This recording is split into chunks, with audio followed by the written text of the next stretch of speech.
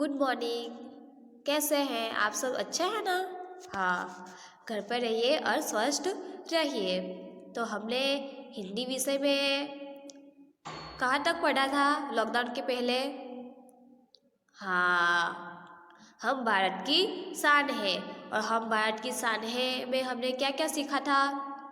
हाँ, कि लल्हे बच्चे क्या क्या कर सकते हैं, वे भारत की शान है। और वो बड़े होकर ऐसे ऐसे काम करते हैं जैसे कि हमारे देश की शान बढ़ जाती है। तो जैसे कि सचिन तेंदुलकर है, लता मंगेशकर है, पीवी सिद्धू है, वो सब ने क्या किया था हमारे देश की शान, उन सब ने हमारे देश की शान बढ़ाई थी। वैसे ही नन्हे बच्चे भी बड़े होकर हमारे देश की शान बढ़ा सकते हैं। तो हमने वहाँ तक देखा था। और फिर बाद में खरगोश और हाथी की कहानी हमने पढ़ी थी। तो खरगोश और हाथी की कहानी में हमने क्या क्या सीखा था? हाँ, कि खरगोश और हाथी, जिसमें खरगोश अपनी चालाकी से, बुद्धि से कैसे वहाँ से हाथियों को अपनी जगह छुड़वा देते हैं, जो उन्हें परेशान कर रहे थे उन्हें वहाँ से भेज देते हैं अपनी बुद्धि का इस्तेमाल करके। और वह खुश खुश हो जाते हैं कि वह अब उन्हें परेशान नहीं करेंगे। तो हमने वह कहानी पढ़ी थी। तो आज हम हमारी जो आइडियल में लिखना बाकी है वो हम आज करेंगे। तो आप सब अपनी आइडियल लेके बैठ जाइए और मैं जैसे बोलती जाऊँ वैसे आप उसमें बोलना। तो चलिए हम शुरुआत करते हैं। तो पहला हमारा प्रश्न क्या है? हाँ, सरोवर के किनारे खाली जगह जमीन थी। तो कौन सी जमीन थी? ऑप्शन ए सूखी, ऑप्शन बी चिकनी, ऑप्शन सी गीली के ऑप्शन डी ठोस। तो उसका जवाब क्या आएगा? हाँ, सी। कैसी जमीन थी? गीली जमीन थी। और हमारा दूसरा प्रश्न,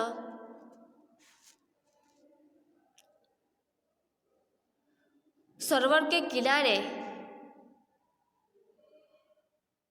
कौन रहता था? तो सरोवर के किनारे कौन रहता था? ऑप्शन ए कछुआ, ऑप्शन बी हिरन, ऑप्शन सी खरगोश या ऑप्शन डी हाथी। हाँ, क्या जवाब आएगा? Option C. कौन रहता था वहां पर? खरगोश। और हमारा तीसरा प्रश्न है, खरगोशों के खाली जगह जमीन के अंदर थे। तो उसमें क्या जवाब आएगा? हाँ, खरगोशों के बिल जमीन के अंदर थे। और हमारा चौथा प्रश्न है, खरगोशों के बिल कहाँ थे? तो उसमें ऑप्शन ए है जमीन के अंदर, बी पेड़ में, सी दीवार में या डी बगीचे में। तो उसका उत्तर क्या आएगा? हाँ, कहाँ थे? जमीन के अंदर। ए आएगा। क्या आएगा? ए।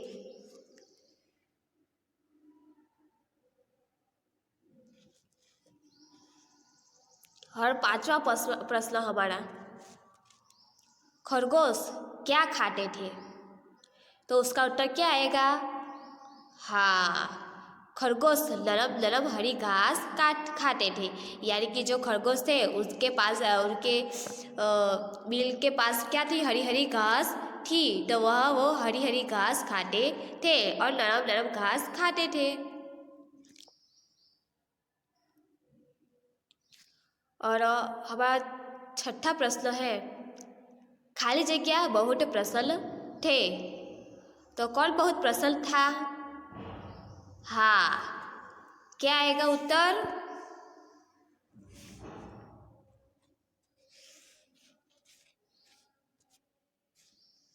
हाँ, सभी खरगोश बहुत प्रसन्न थे। और 60वां प्रश्न है हमारा,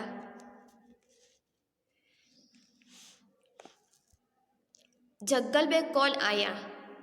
तो जंगल में कौन आया था? हाँ, जंगल में रहने के लिए कुछ हाथी आ गए थे। 8वां प्रश्न है, जंगल में किसका झुंड आया था? तो ऑप्शन ए है हिरण, option B giraffe, option C खरगोश या ऑप्शन डी हाथी। तो उसका उत्तर क्या आएगा? हाँ, जंगल में किसका झुंड आया था? हाथी का। ऑप्शन डी आएगा।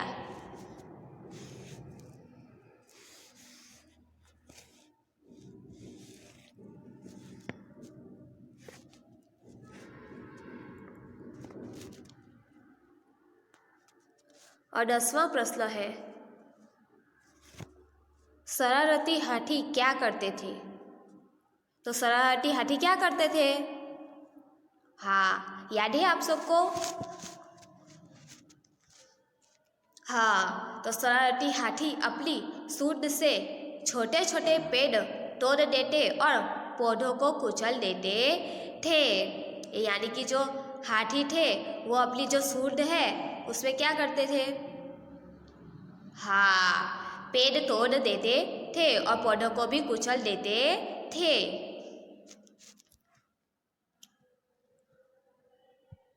अब 11वां प्रश्न है, हाथी किससे बहुत प्यार करते थे? तो हाथी किससे बहुत प्यार करते थे? हाँ, हाथियों ज़्यादा क्या रहते हैं? आपको मालूम है ना, हाथी ज़्यादा कहाँ रहते हैं? हाँ, उन्हें क्या ज़्यादा पसंद है?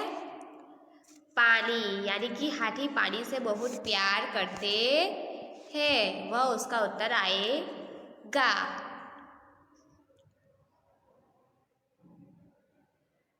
और हमारा 12वां प्रश्न है, हाथी खाली जगह में पानी भर भर कर नहाते। तो उसका उत्तर क्या आएगा? हाँ, हाथी सूंड में पानी भर भर कर नहाते। तो 13वां प्रश्न है, सरोवर के किनारे की नरम जमीन क्यों दब जाती थी? तो सरोवर के किनारे थे वह नरम जमीन क्यों दब जाती थी? तो उसका उत्तर क्या आएगा? हाँ, क्या आएगा? हाथी पानी से बहुत प्यार करते हैं। वे सूंड में पानी भर भर कर नहाते और बाद में सरोवर के किनारे मिट्टी में लौटते थे। उनके भार से किनारे की नरम जमीन दब जाती थी। जो हाथी थे वह क्या करते थे? वह उन्हें तो पानियों से बहुत प्यार था, इसके लिए वह सूंड में पानी भर भर के नहाते थे और जो किनारे की जमीन थी उसके ऊपर वह डालते थे। इसके लिए उसके कारण से वह जमीन दब जाती थी। और 14वां प्रश्न है हमारा, खाली जगह जमीन हाथियों के भार से दब जाती थी। तो ऑप्शन ए है रेतीली, ऑप्शन बी नरम, ऑप्शन सी ठोस या ऑप्शन डी बंजर। तो कौन सी जमीन दब जाती थी? हमने अभी ही पढ़ा है। हाँ, क्या आएगा उसका उत्तर? नरम जमीन हाथियों के भार से दब जाती थी। ऑप्शन बी उसका जवाब आएगा। 15वां प्रश्न है हमारा, खरगोशों के सरदार ने क्या उपाय सोचा? यानी कि जो खरगोश थे उनके सरदार ने क्या उपाय सोचा था? तो उसका उत्तर क्या आएगा? हाँ, क्या आएगा? खरगोशों का सरदार ने यह उपाय सोचा कि कुछ चूले हुए खरगोशों के साथ हाथियों के सरदार के पास जाए और उनसे बात करे। हाथियों को हम चांद हमारे मामा है और वह आपसे बहुत नाराज है, यह कहकर उन्हें डराकर यहाँ से भगाएंगे। यानी कि जो खरगोशों के सरदार थे उन्होंने क्या उपाय सोचा कि हाथियों के जो सरदार है उनके पास जाए और जो चांद मामा है वह हमारे मामा है जो आपसे बहुत नाराज है, ऐसा कहकर उन्हें डराया जाए और उन्हें वहाँ से भगाया जाए। यह खरगोशों के सरदार ने उपाय सोचा। और 16वां प्रश्न है हमारा, खरगोशों का सरदार क्या बोला? तो खरगोशों का सरदार ने क्या बोला?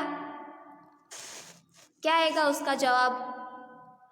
हाँ, खरगोशों का सरदार बोला, हम चांद के भांजे हैं, मामा रोज सरोवर में हमसे मिलने आते हैं, वे आपसे नाराज है। तो खरगोशों के सरदार ने क्या कहा कि हम चांद के भांजे हैं, वह हमसे सरोवर में रोज मिलने आते हैं और वे आपसे बहुत नाराज है। और 17वां प्रश्न है, खरगोश सरदार ने स्वयं को किसका भांजा बताया? यानी कि जो खरगोश के सरदार थे उन्होंने स्वयं को किसका भांजा बताया? तो क्या आएगा उसका उत्तर? हाँ, क्या आएगा? खरगोश सरदार ने स्वयं को चांद का भांजा बताया, जो चांद मामा है उनका भांजा बताया। अब 18वां प्रश्न है,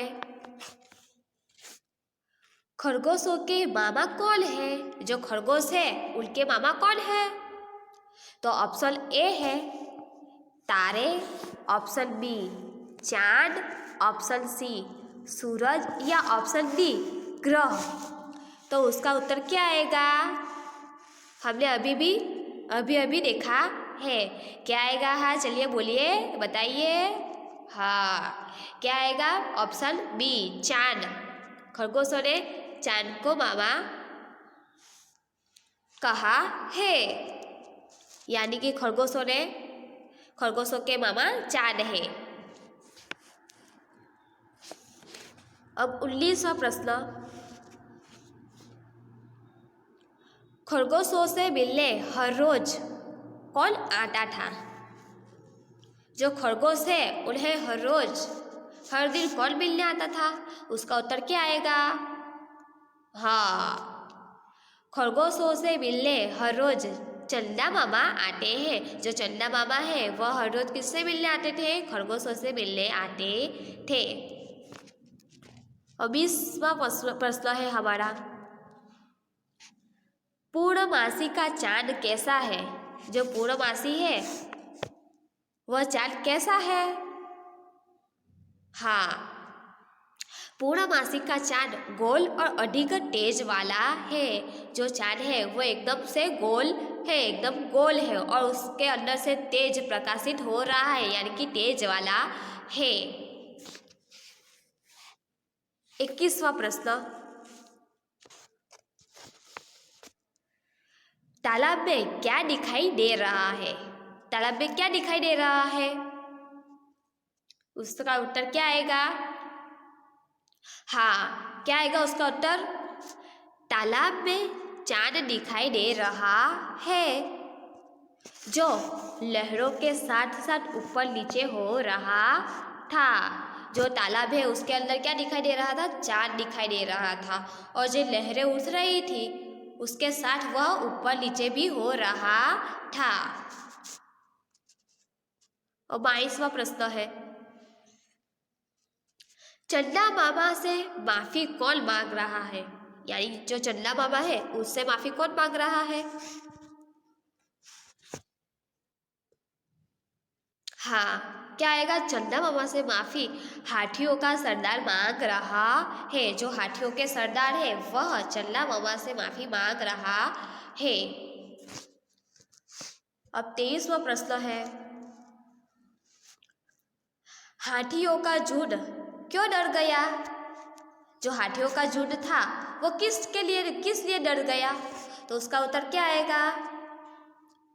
हाँ, सरोवर में उठने वाली लहरों के कारण चंदा मामा ऊपर नीचे हो रहे थे। यह दिखाकर खरगोश ने हाथियों को समझाया कि चंदा मामा गुस्से से कांप रहे हैं। यह सब देखकर हाथियों का झुंड डर गया। यानी कि जो सरोवर में लहरें उठ रही थी उसके कारण चंदा मामा कैसे हो रहे थे? ऊपर नीचे हो रहे थे। तो खरगोश ने वह हाथियों को दिखाया जिससे कारण वह डर गए। तो आज हम इतना ही लिखेंगे। यह आपको अपनी आइडियल बुक में लिख लेना है और जब वह आप आएंगे तब मैं ये देख लूँगी। तो आप सभी को यह पूरा यहाँ तक पूरा करना है और आगे का हम दूसरे वीडियो में लिखेंगे।